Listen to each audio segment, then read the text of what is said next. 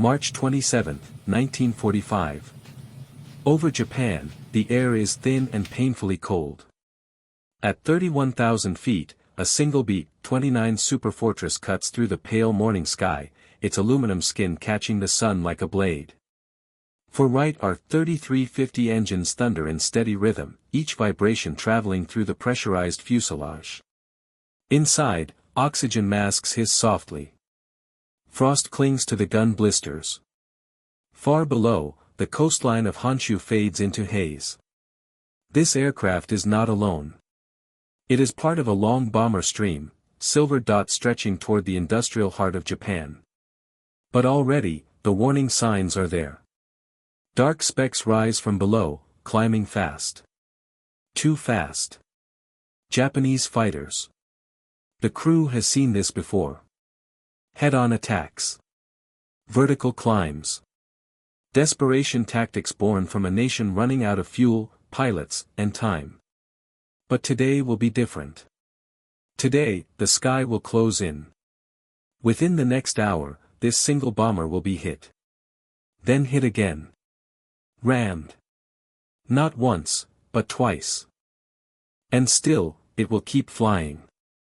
As the fighters grow larger against the windshield, the story of how the war reached this moment begins much earlier.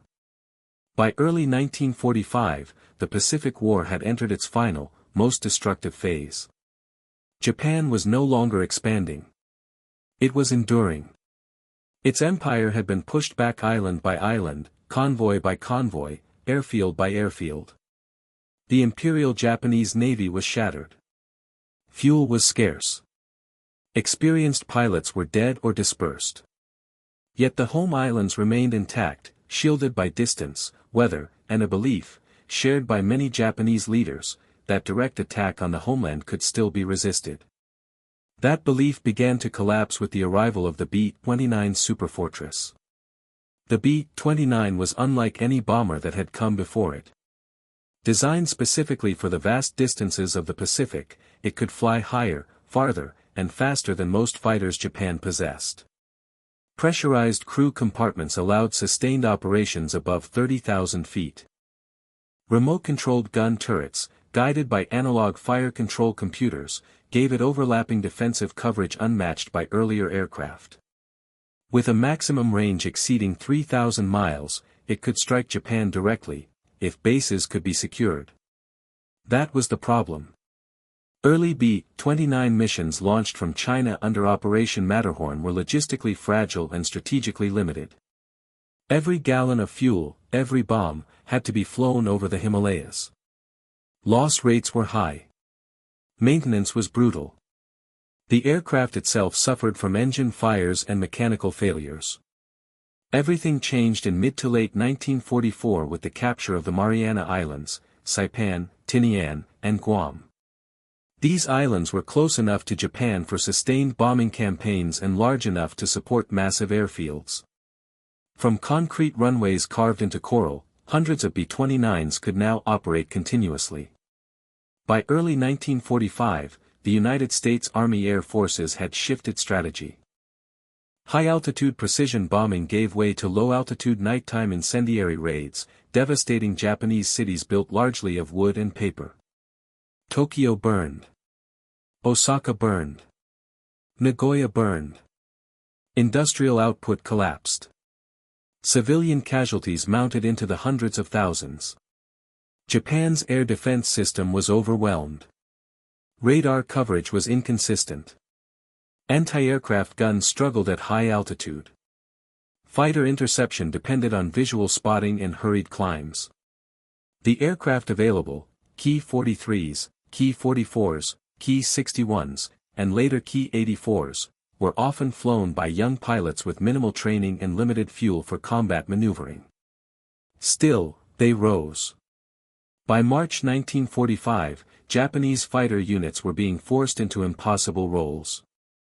They were expected to climb quickly to bomber altitude, engage heavily armed aircraft head-on, and break up formations that stretched for miles. Ammunition was limited. Replacement aircraft were scarce. Retreat was no longer an option. This pressure produced a grim evolution in tactics. Head-on attacks became standard. Approaching from 12 o'clock minimized exposure to defensive guns and maximized closure speed. But even these attacks often failed. The B-29 could absorb punishment. Its structure was strong. Its gunners were trained. Its formations overlapped fields of fire. As losses mounted, a final option emerged, not officially standardized, but increasingly tolerated. Intentional collision. Known as Tayatari, ramming was not originally designed as a suicide tactic. Pilots aimed to strike a bomber's wing, tail, or control surfaces and, if possible, bail out afterward. In practice, survival was rare. But in a war that had already normalized sacrifice, the distinction mattered less with each passing month. By the spring of 1945, American bomber crews began reporting a disturbing trend: fighters that did not break away. They kept coming. The B-29 in the sky on March 27 was entering this environment, an airspace where defense and desperation collided. Its crew knew the statistics. They knew the odds. They also knew that turning back was not an option. Ahead of them lay the Japanese mainland. Below them, fighters were already climbing. And above it all, the air war was reaching its most dangerous hour. For Japan's air defenders in 1945, interception was no longer a matter of doctrine. It was a matter of timing. American B-29 formations approached at altitudes that pushed the limits of Japanese fighter performance. Many interceptors required long, fuel-consuming climbs just to reach bomber height, leaving little endurance for combat. Engines overheated. Superchargers strained. Pilots often arrived already behind the aircraft they were meant to destroy. The imbalance was structural. The B-29 Superfortress cruised at speeds that matched or exceeded many Japanese fighters at altitude. Its defensive armament, up to 12.50 caliber machine guns and a 20 mm cannon on some variants, was centrally coordinated through a fire control system that allowed gunners to concentrate fire with remarkable accuracy. A single bomber could bring multiple turrets to bear on one attacker. A formation could turn the sky into intersecting cones of fire. Japanese pilots adapted the only way they could. Attacks shifted to high-speed frontal passes, exploiting the brief window before defensive guns could fully track. Fighters approached from above or directly ahead, firing in short bursts aimed at the cockpit or engines. The closure speeds were extreme, often exceeding 600 miles per hour combined. There was no margin for error. A misjudgment of seconds meant collision. In this environment, ramming ceased to be an anomaly. The Imperial Japanese Army Air Force did not formally adopt suicide ramming as doctrine in the same way it institutionalized kamikaze attacks against ships. But ramming units did exist, and more importantly, individual pilots increasingly chose it when guns jammed, ammunition ran out, or the bomber refused to fall. Fuel shortages played a decisive role. Many fighters launched with barely enough fuel to climb, attack once, and land, if they survived. There was no reserve for extended dogfights. When an attack failed, options disappeared rapidly. Training shortages worsened the problem. Veteran pilots were gone. Replacement pilots often had fewer than 100 flight hours. Formation flying, gunnery, and high-altitude interception were rushed or incomplete. What remained was determination and a belief that stopping even one bomber mattered. On the American side, crews were briefed on the threat. By March 1945, reports of collisions had become frequent enough to enter official intelligence summaries. Bomber gunners were instructed to continue firing until the last possible second. Pilots were warned not to maneuver violently at the moment of impact, as sudden changes could tear off already damaged control surfaces. The aircraft itself became a variable. The B-29 was strong, but not invulnerable. Its large wings, thin skin, and exposed control surfaces made it susceptible to structural damage. A direct strike could cripple an engine, sever control cables, or puncture fuel tanks. Fires were a constant fear. At altitude, fire suppression was difficult. Smoke could fill compartments rapidly. Yet many B-29s returned with extraordinary damage, missing sections of wing, shattered plexiglass, entire engines gone. These survivals reinforced both American confidence and Japanese frustration. By late March, bomber streams were penetrating deeper, faster, and with increasing frequency. Japanese radar provided limited warning. Fighters scrambled late. Interceptions became chaotic, scattered across altitudes and cloud layers. It was in this compressed, violent airspace that the engagement on March 27 unfolded. One B-29, already marked by gunfire and near misses, found itself singled out as fighters pressed closer than doctrine or survival should have allowed. These were not probing attacks. They were final approaches. The first collision would not end the mission. Neither would the second. What followed was not a planned duel, but a sequence of decisions made in seconds, by pilots on both sides, inside machines pushed far beyond their intended limits. And at the center of it all, one bomber remained airborne, even as the air around it turned deadly. The morning of March 27, 1945, had started like any other B-29 mission out of Tinian, yet the air held an uneasy tension. The bomber formation climbed to 31,000 feet over southern Honshu. Thin clouds swirled below, offering partial concealment but no true cover.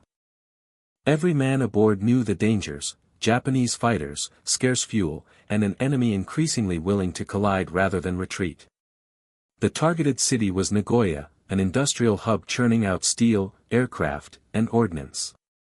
Intelligence reported anti-aircraft concentrations along the flight path, but the greater threat came from the air. As the superfortress approached the outer defensive perimeter, radar and lookouts reported multiple climbing contacts, Mitsubishi Ki-84 Frank fighters, capable of over 400 miles per hour, climbing aggressively to intercept. Inside the cockpit, pilot Captain William Bill H. Smith monitored the instruments, adjusting throttles and maintaining formation. The bombardier prepared the northern sight.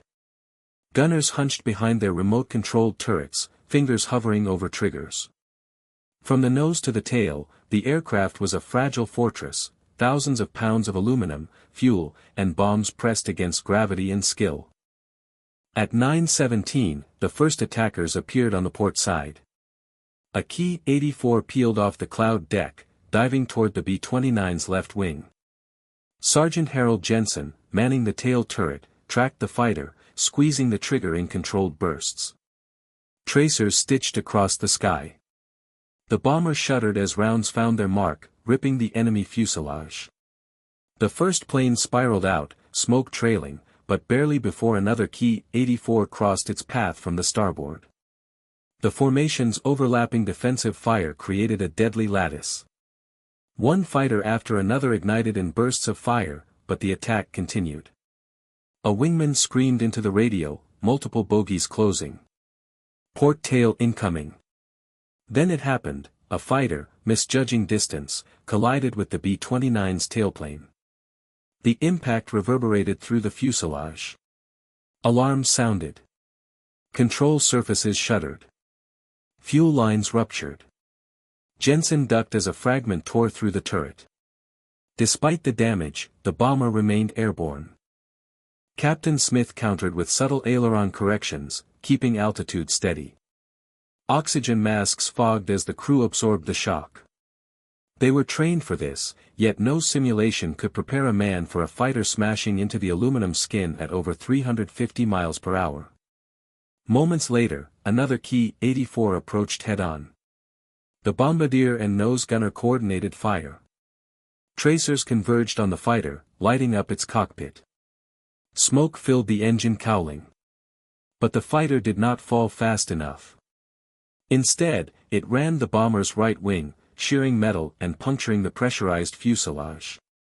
The bomber pitched violently, the tail guns oscillated as cables vibrated.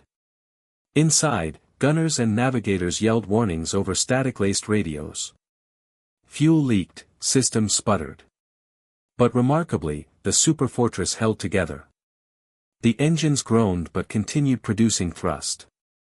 Crew injuries were reported: a hand crushed in a turret, minor concussions, a lacerated face from broken plexiglass. The aircraft, riddled with bullet holes and jagged tears, was now effectively a survivor aircraft, its structure tested beyond design limits. Despite the chaos, defensive fire continued. Jensen, bleeding but alert, watched as the fourth attacking fighter approached from a climbing port vector. His turret tracked, fired, and connected.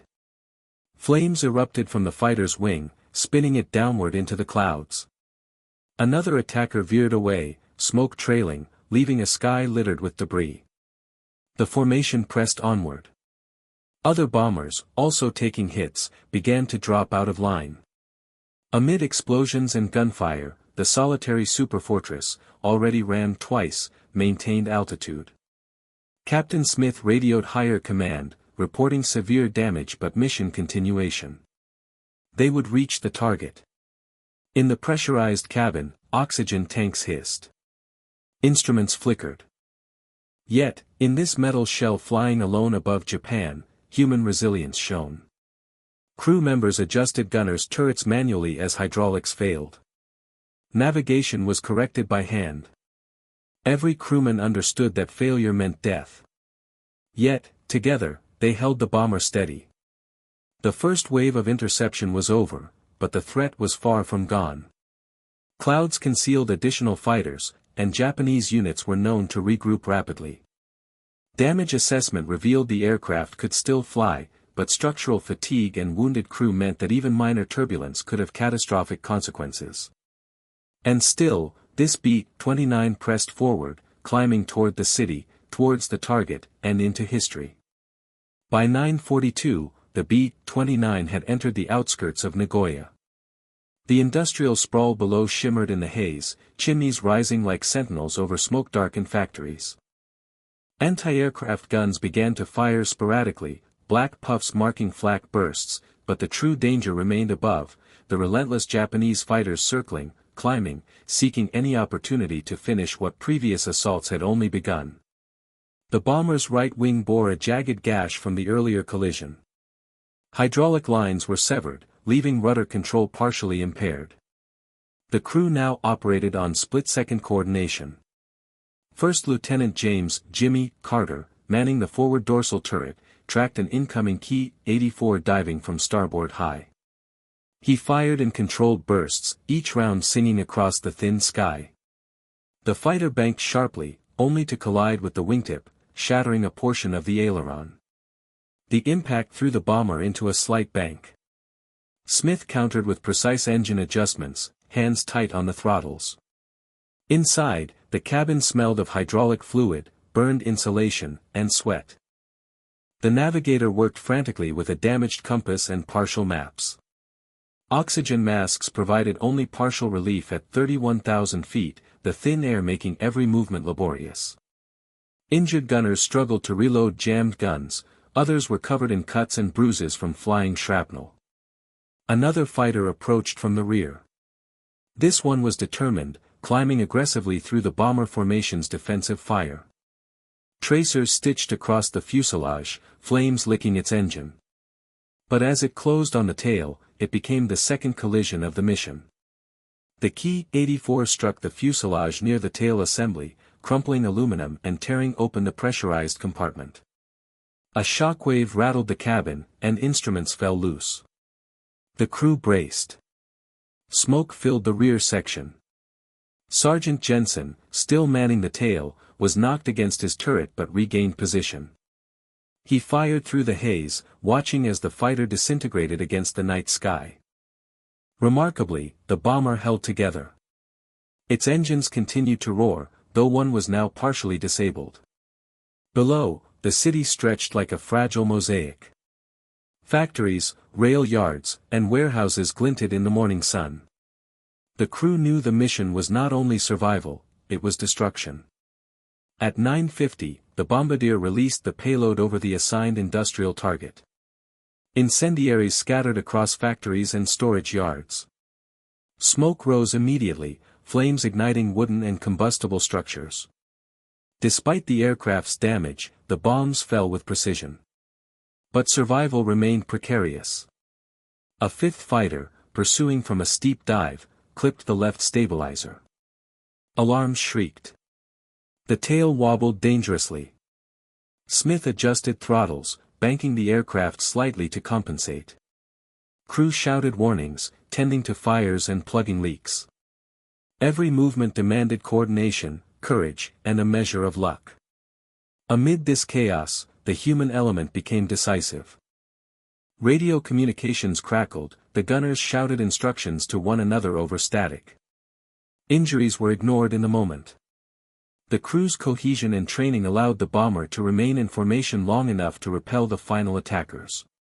By 10:15, the last visible Key 84 had either been destroyed or broken off. 14 enemy aircraft had engaged this single B-29 over the course of the mission.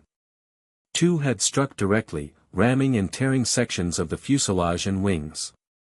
Multiple others had been shot down by the coordinated fire of gunners who, despite injuries and fatigue, maintained precise aim. The bomber, a crippled but indomitable fortress, began its return journey.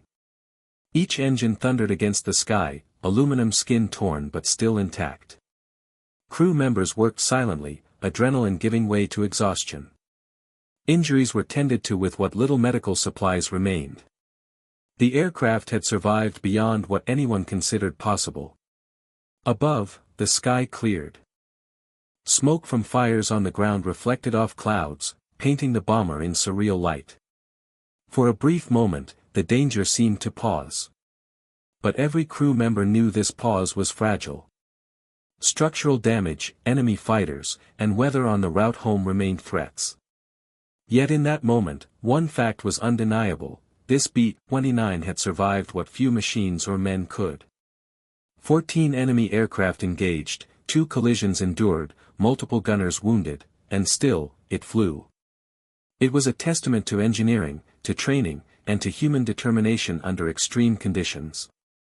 As the bomber cleared the Nagoya airspace, heading southwest toward Tinian, the crew allowed themselves the first deep breaths since contact. Engines groaned under strain, instruments flickered, but the aircraft remained airborne. They had done the impossible. The mission, for this single aircraft and its crew, had already entered legend.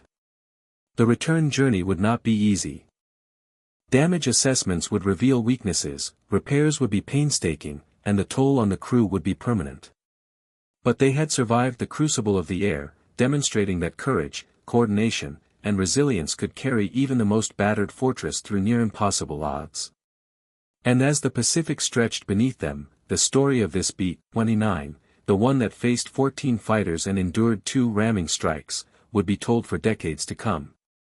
The landing at Tinian was tense. The B-29 had returned with wings battered, fuselage punctured, and engines strained beyond normal operating limits. Ground crews watched as the aircraft approached, noting the deep gashes in aluminum and trailing smoke from engine repairs that would later confirm minor internal fires during the mission. Every man aboard was exhausted, bleeding, and bruised, but alive. Captain William H. Smith taxied the aircraft slowly to the dispersal area. Emergency crews rushed to assist the wounded. Sergeant Harold Jensen, who had taken shrapnel in the tail turret, was carried first to the field hospital. Minor fractures, lacerations, and concussions accounted for most injuries, though the psychological toll was immediately evident. Crew members were silent, staring at the damage, each reflecting on the near-impossible odds they had faced.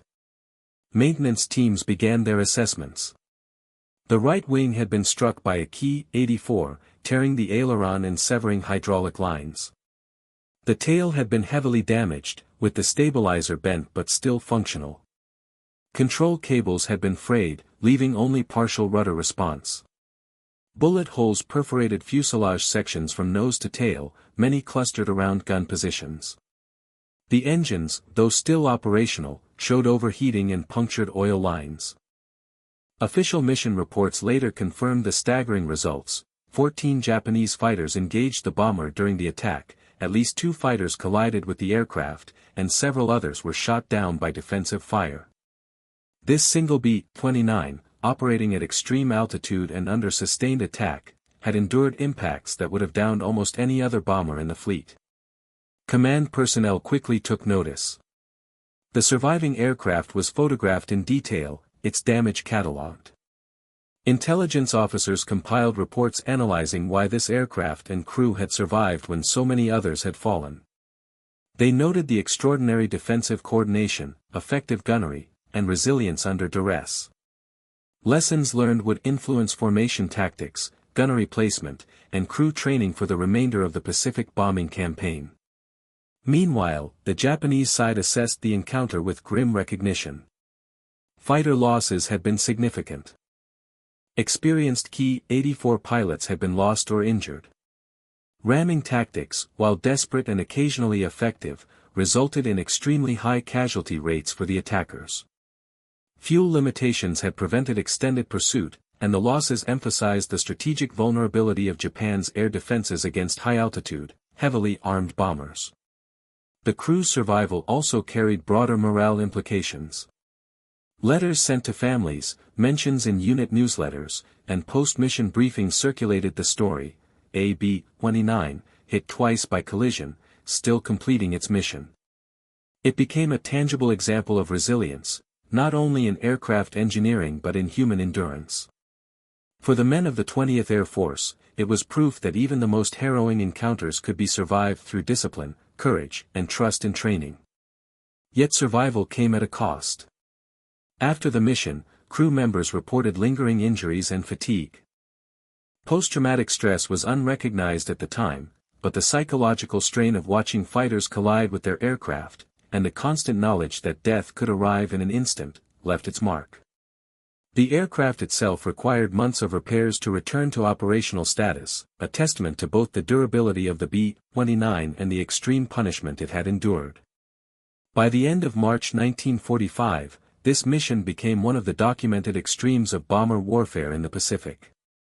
It underscored the vulnerability of Japanese air defenses, the lethality of coordinated bomber gunners, and the remarkable structural strength of the B-29. It also highlighted the human dimension, courage under impossible odds, split-second decision-making, and the collective effort required to survive in the skies above a desperate enemy. As Tinian's runways emptied and the sun began to set over the Pacific, one fact was clear: this B-29 had done more than survive. It had changed how bomber crews, commanders, and strategists understood the air war over Japan.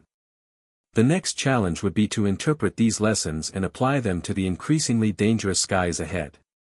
In the weeks following the mission, the significance of the B-29's survival became increasingly apparent.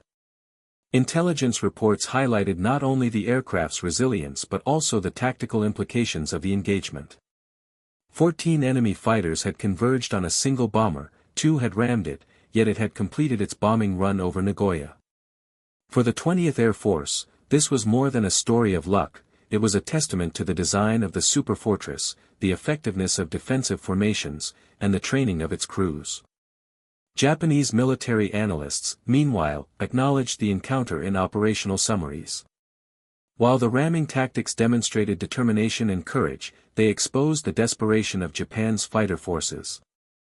Losses among experienced pilots further strained the air defense of the homeland. Each ramming attack, while sometimes causing damage, often resulted in the destruction of the attacking fighter and death of its pilot. Fuel shortages, mechanical failures, and inexperience meant that repeated high-altitude intercepts were increasingly unsustainable. The air war was tipping decisively in favor of the United States. For the American bomber crews, the story of this particular B-29 circulated rapidly. Officers emphasized the importance of discipline under fire, maintaining formation, and efficient use of defensive turrets. Lessons were drawn for gunnery coordination, engine management under combat stress, and emergency response when structural damage occurred. The near-miraculous survival demonstrated that, even under extreme circumstances, careful training and teamwork could preserve both lives and aircraft. The physical aftermath was equally striking. The B-29 required extensive repair work. Wing spars had to be reinforced, control cables replaced, and engines rebuilt. Damage assessments noted punctured fuel tanks, torn skin panels, and fractured structural joints. Maintenance crews often remarked that the aircraft had flown beyond what they considered physically possible, a testament to both the engineering of the Boeing design and the resilience of its crew in managing it. Crew members themselves carried the invisible scars. They had faced collisions at high speed, extreme cold at altitude, and the psychological weight of knowing any impact could be fatal. Letters and post-mission reports convey a mix of relief, pride, and haunting memory.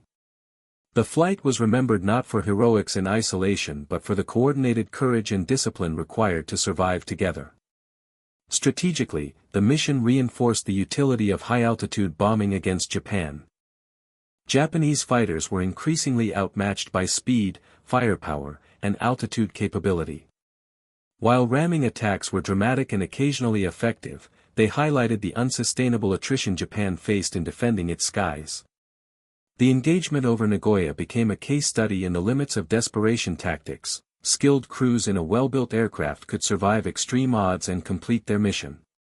In broader terms, the encounter symbolized the evolution of air warfare in the Pacific. Precision engineering, superior technology, and human endurance were decisive against numerical or tactical desperation.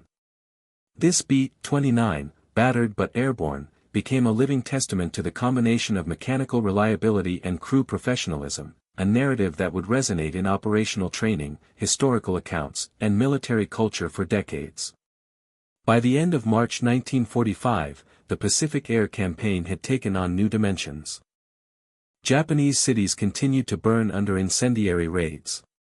Fighter losses mounted, and the effectiveness of kamikaze-style tactics against air targets was increasingly questioned. The survival of this single B-29 influenced both American confidence and Japanese desperation, shaping the air war in subtle but significant ways. As the bomber returned to base and crews began recovery, one understanding became clear: the skies over Japan had become a crucible where technology, strategy, and human will met, and only those prepared to adapt, endure, and cooperate would survive.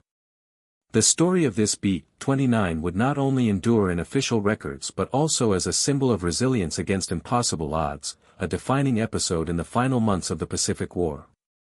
The mission of this B-29 over Nagoya stands as a stark reminder of the convergence of technology, strategy, and human endurance in World War II.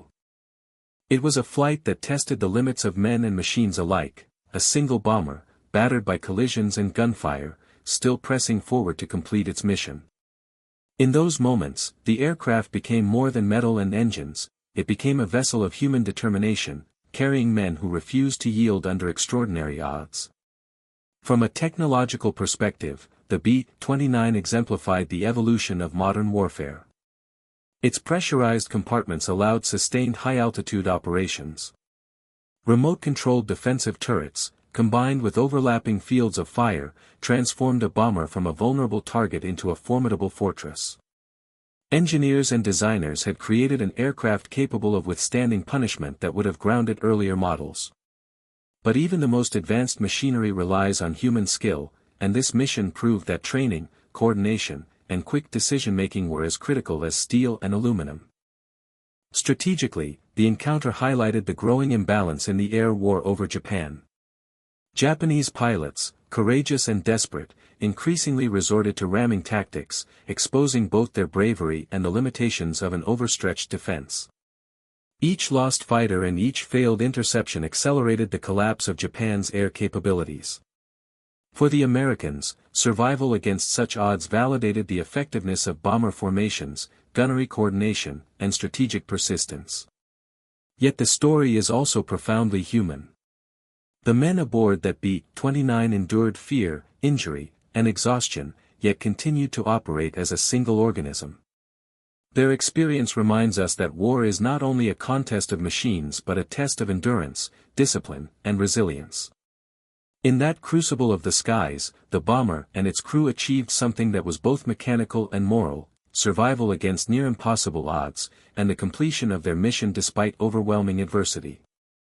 Today, the skies over Japan are silent. Factories lie in ruins, and the war that forged them has long ended. But the story of this B-29, and the 14 enemy fighters it faced, remains. It is a testament to courage, ingenuity, and the unyielding will to survive. A reminder that even amid destruction, resilience can carve its own path through history. The Pacific sky remembers, and so do we.